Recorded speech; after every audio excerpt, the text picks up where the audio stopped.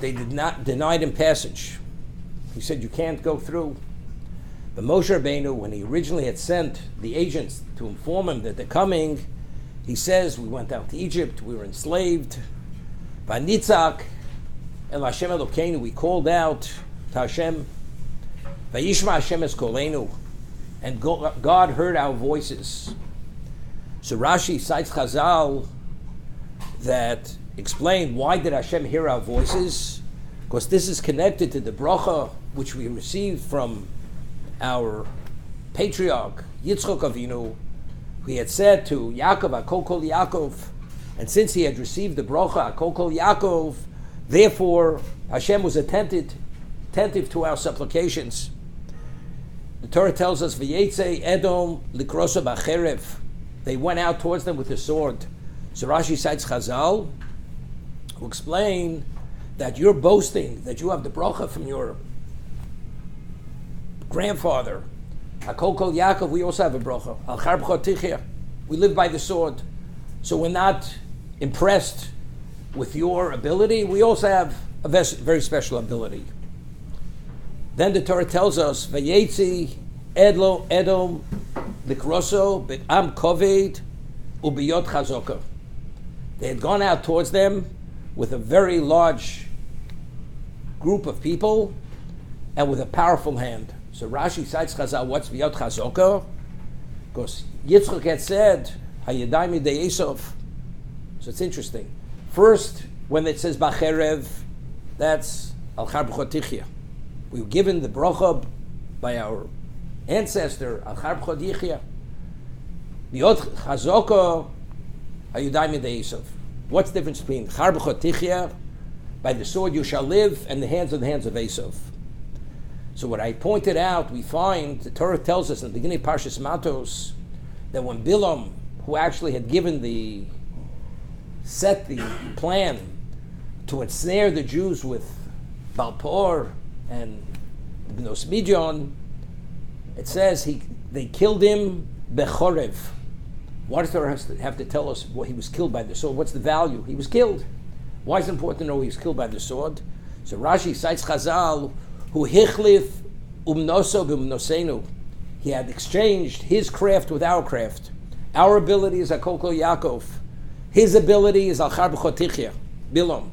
And he took ours, so therefore when it came to kill him, rather than using the Kol Yaakov, we killed him with his craft. We killed him with the sword.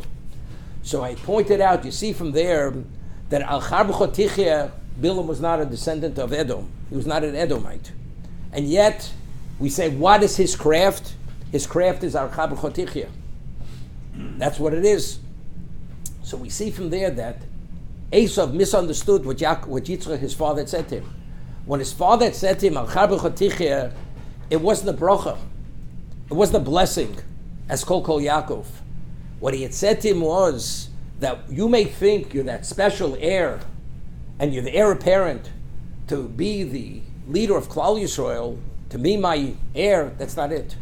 You're no different than any other Gentile. Just as the Umas Olam, that characteristic, that classification is Al Char B'chot Tichya, you're also Al Char B'chot Tichya. You're no different than any one of the others.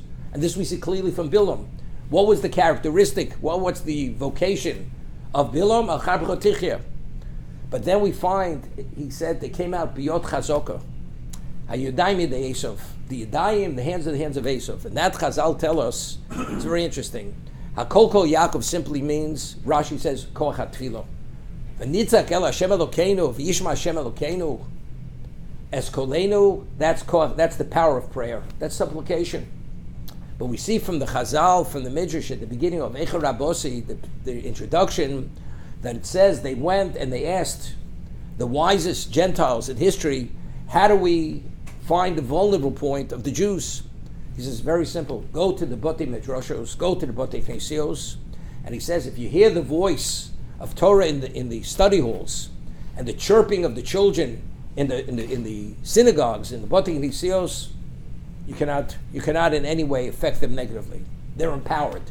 But if you don't hear the kol in the Batei Midrashos and the tziftzuf and the chirpings of the children, Batei Knesios, then you'll be able to destroy them. Why? Because if it's Akol Kol Yaakov, Eina Yudayim Midei Yisov. If the voice is the voice of Yaakov, the Torah is powerful, the hands of Esav cannot in any way affect us. But if the kol is not kol Yaakov, then it's Yudai Midei Esav. Then the hands Chas v'Sholom, the hands of Esav, and he's able to destroy us. So therefore, this is what he was told. So go check to see exactly what is the Torah status among Jews. Are they engaged or are they not engaged? So we see that kol Yaakov is not only koach hatfilah, it's not only the power of supplication, but it's also the koach haTorah. That was a kol Yaakov, which Yitzchak had given to Yaakov Vino. But it's interesting. The Gemara tells us in Shabbos, cites a pasuk we see every morning in Hodu, in Psukei Simra, Ubi Mashichai al Tareu. You should not touch my anointed ones.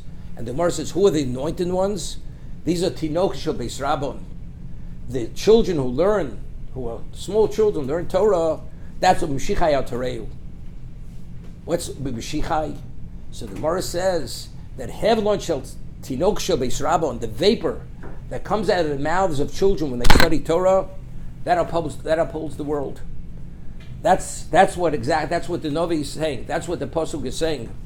Mashiach al Tareu. This is Hevlon Piyat Shel Tinoch Shel Avram Mekayim Olam. It maintains the world. So when Rav Papa heard this from Abaye, so Rav Papa says to Abaye, and what about our Torah? These are the leading Amoroim of the Talmud. They said, you mean our Torah is less than theirs, than the children? The Doch v'didan v'didi. What about ours? He says, no, it's not at that level. Because the vapor that comes out of the children's mouth is hevel shein bochet. It's untainted hevel. It's untainted vapor. Because a child is not liable for any sin. So therefore, when he studies Torah, the Torah is pure. The Torah that comes out of his mouth. We, as great as we may think we are, it's inevitable that sometime in our life we said something which was based on our level, which wasn't appropriate. So therefore, it's hevel sheish bochet. It's hevel sheish bochet. The hevel, the vapor, is tainted with sin. Therefore, our vapor will not maintain the world. But the children, hevel and shaltinos, mekayim olam, that upholds the world. But you see something here very interesting, that although the child is not obligated in the midst of limud Torah, he's not a person of obligation, he's not a bar chiyuva. Nevertheless, we see the Torah that he studies has the power in its own right to uphold the world. And therefore it says when Mashiach comes and we're going to build the third Beis HaMikdash, we don't interrupt the Torah study of the children, because their vapor, that Torah that they study, upholds the world. That's how important it is. So ein mevadlin tinoch Beis Rabba. We don't interrupt the Torah study.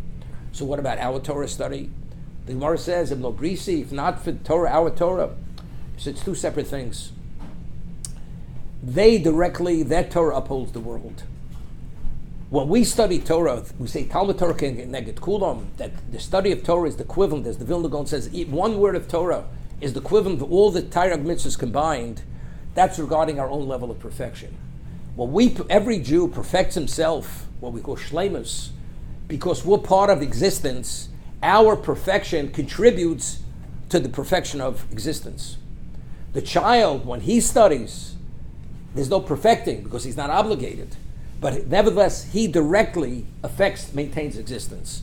But that our Torah, our vapor is tainted because it's inevitable, we said things we should have said, we indirectly, through our own shleimus, we contribute to the shleimus habriya. Kaddish.